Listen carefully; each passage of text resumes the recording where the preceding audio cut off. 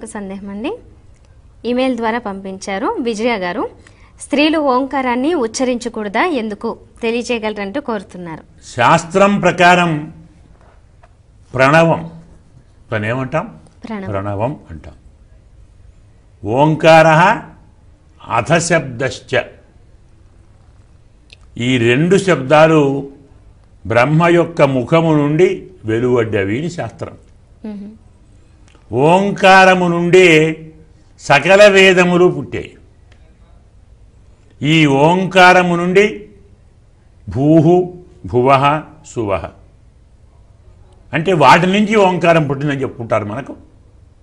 ఒకటి ఓంకారంలోనే వ్యాహృతులు ఉన్నాయి, ఓంకారంలోనే వేదాలన్నీ ఉన్నాయి.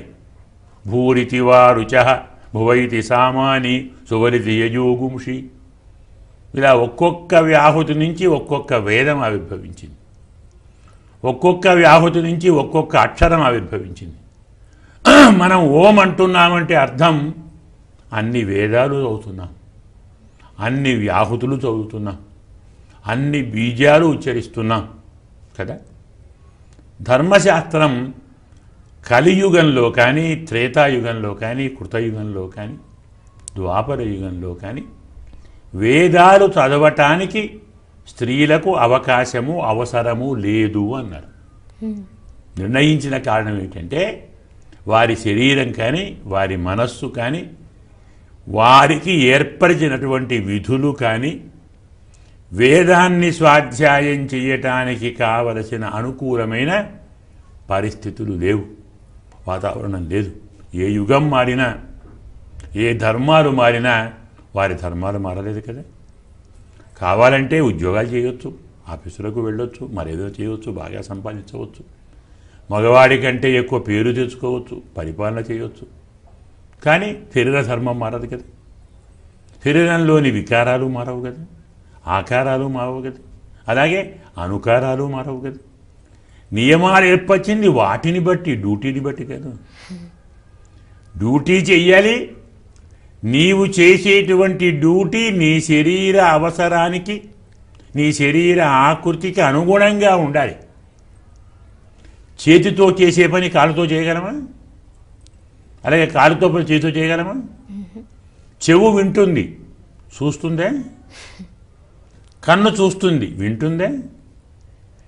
పరమాత్మ ఒక్కొక్క అవయవానికి ఒక్కొక్క లక్షణం, ఒక్కొక్క ధర్మం చెప్పాడు.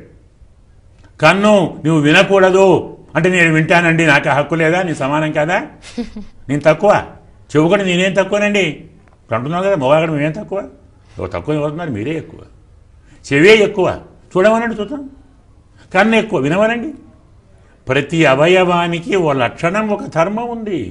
చెవి కేవలం వింటుంది, కన్ను కేవలం చూస్తుంది, నాలుక కేవలం మాట్లాడుతుంది కదా. ముక్కు మాట్లాడుతుందా? లేదే.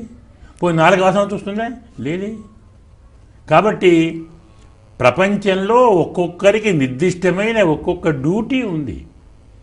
ఆ డ్యూటీ వాళ్ళు చెయ్యండి.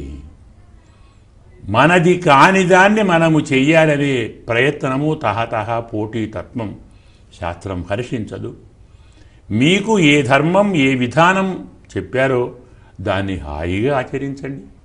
వేదాలతో పని లేదు, వ్యాకరణంతో పని లేదు, శాస్త్రాలతో పని లేదు, ప్రత్యేకమైన పూజలతో పని లేదు. ఇవేవీ లేకుండానే మగవారు చేసిన దానికంటే 100 రెట్లు ఎక్కువ ఫలితం వాళ్ళకుంది.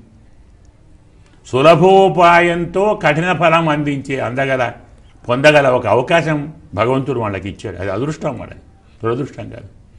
అదృష్టాన్ని దురదృష్టంగా మార్చుకోకండి, అదృష్టాన్ని ఉంచుకోండి, మీ ధర్మాన్ని హాయిగా నిర్వర్తించండి.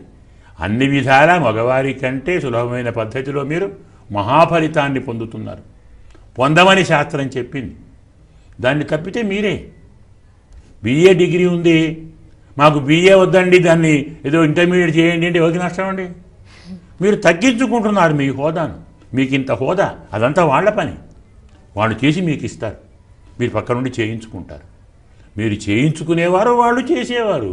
అది మేము చేస్తామంటే అడ్డుడి మీకు వచ్చినట్టే కదా. రాజు పని సేవ చేస్తే ఎలా ఉంటుంది? చెయ్యకూడదు, కారణం ఇది. అందువల్ల ఆడవాళ్ళు వేదాన్ని, ఓంకారాన్ని చదవకండి. మీకు ఏది చెప్పారో అది చెయ్యండి. వారితో ఆ ఫలితాలన్నీ పొందండి. చదవకుండా ఫలితం పొందండి, ఇంకా హాయి కదా, మీకు ఎంత ఆనందం అండి. ఆ ఫలితం పొంది ఆనందించండి.